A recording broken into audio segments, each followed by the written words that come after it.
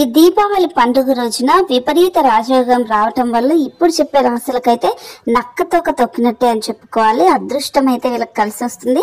మరి ఆ రాశులు ఏంటి, వాళ్ళకి ఏ విధంగా ఉంటుంది అనేది ఇప్పుడు చూద్దాం. బృహస్పతి కర్కాటక రాశిలోకి సంచరించటం వల్ల మీన రాశిలో శని తిరోగమనం వస్తుంది. సో దీని వల్ల అయితే శని బృహస్పతి కలయిక వల్ల విపరీత రాజయోగం 12 సంవత్సరాల తర్వాత ఏర్పడుతోంది. వీటిలో మొదటిది సింహరాశి. సింహరాశి వాళ్ళ జాతకంలో 6, 7 గృహాల్లో శని 8వ గృహంలో ఉండటం వల్ల వీళ్ళకి అద్భుతమైన ఫలితాలు అయితే ఉంటాయి. దీర్ఘకాలిక సమస్యలన్నీ తొలగిపోతాయి. కుటుంబంలో నాణ్యమైన సమయాన్ని గడుపుతారు. కెరియర్ కి అడ్డంకులన్నీ తొలగిపోతాయి. రియల్ ఎస్టేట్, వాహన సంబంధిత వెంచర్ల నుండి గణనీయమైన ప్రయోజనాలు పొందుతారు. అద్భుతంగా కలిసి వస్తుంది.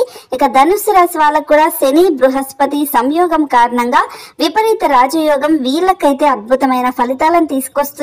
ఆధ్యాత్మికత వైపు మొగ్గు చూపుతారు. ఈ సమయంలో వీరి ఆరోగ్యం బాగుంటుంది.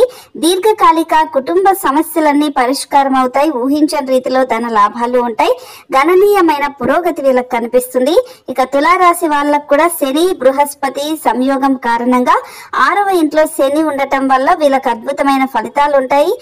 వీళ్ళు జన్మించిన వాళ్ళకి తులారాశిలో సామాజిక స్థితి ఇప్పుడు వేగంగా ఉంటుంది. అపారమైన విజయాలను అందుకుంటారు.